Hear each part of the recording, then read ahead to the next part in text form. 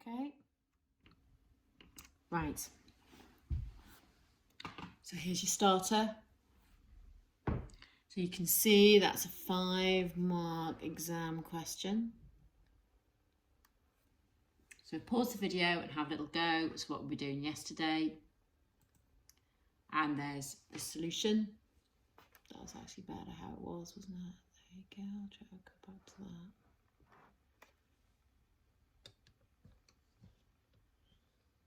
Right.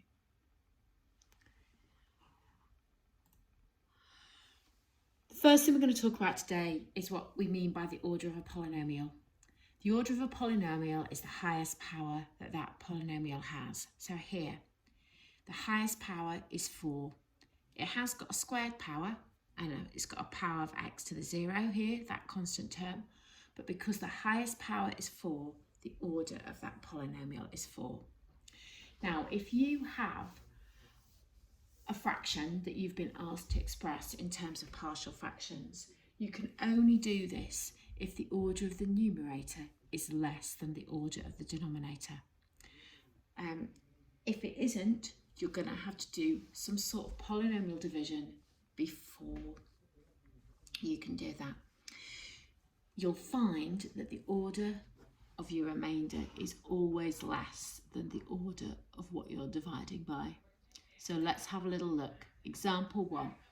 Show that x to the 4 minus x squared plus 2 all over x cubed minus x can be written in this form. So I'm going to do some polynomial division. Now, I don't really have to. I could do it a different way. I could add those together and compare coefficients. But for my first example, I'm going to do polynomial division. So you can see here, I've set this up as a polynomial division. So I've got x to the 4 plus no x cubed minus x squared plus no x plus 2, all divided by my x cubed plus no x squared minus x plus 0.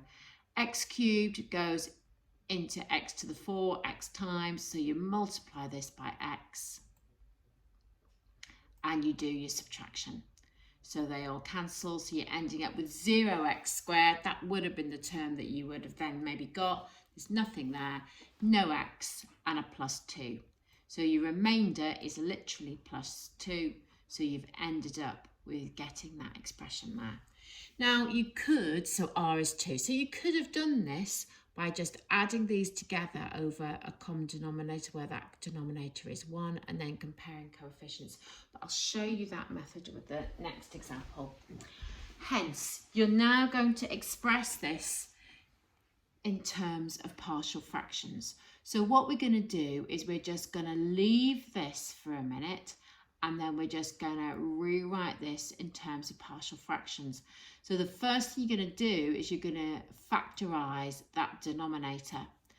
So if you factorise your denominator, you can see if you take out a factor of x, you'll be left with x squared minus 1. Now, x squared minus 1 factorises using a difference of 2 squares to x minus 1, x plus 1. So you can see they've gone pretty quickly there and done the whole thing. So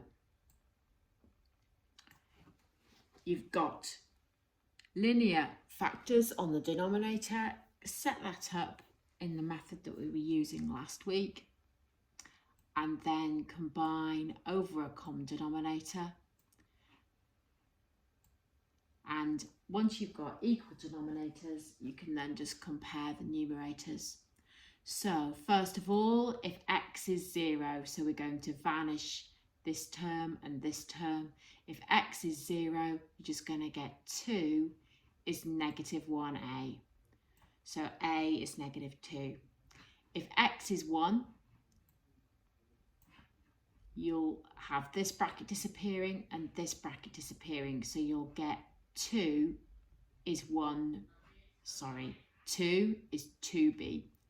So when x is 1, 2 is 2b, so b is 1.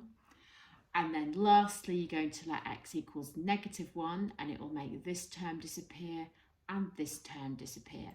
So if x is negative 1, you're going to end up with 2 is 2c, so c is 1. So you found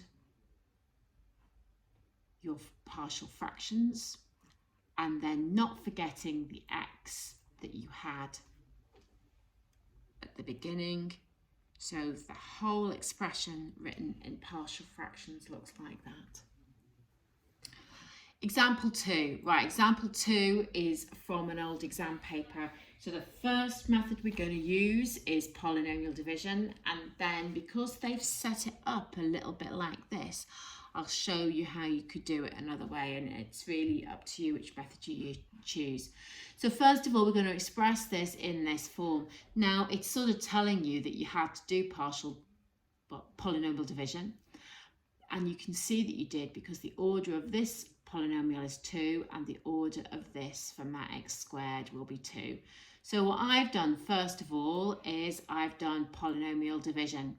So I expanded that bracket, and then I just did polynomial division, and I got 7 with a remainder of 2x plus 16.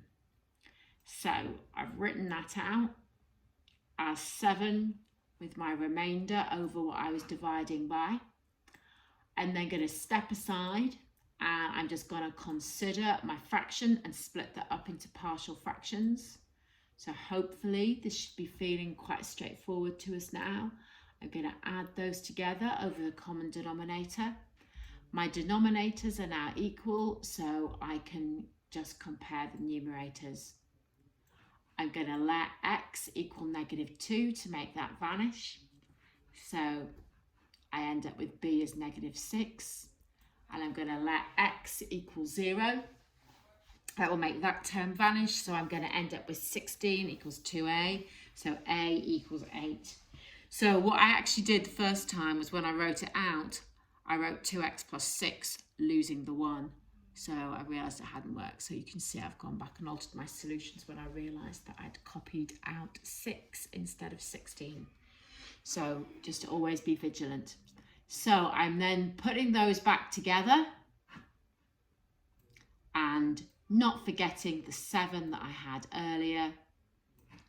There it is, expressed as partial fractions.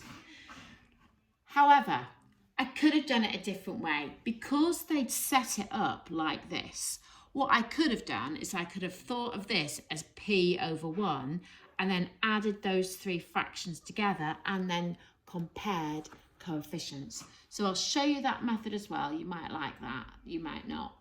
So I've added these together thinking that's over a common denominator of 1. So I've put them all together. I've now got identical denominators, so I can compare numerators. So what I've done is I've chosen values of x. So at x equals 0, I got 16 is 2q, so q is 8. When x equals -2, I got 12 equals -2r, so r is -6.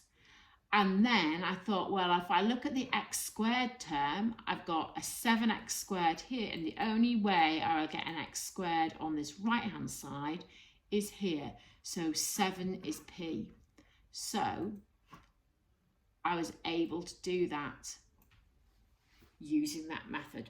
Both are fine. So whichever you prefer. And then, sorry, I've just entered a new blank sheet there. If you like to pause the video, do these 3 questions, and here are the answers. So you'll be set a homework on Friday, and lessons will resume next Monday every day as normal. Thank you. Bye-bye.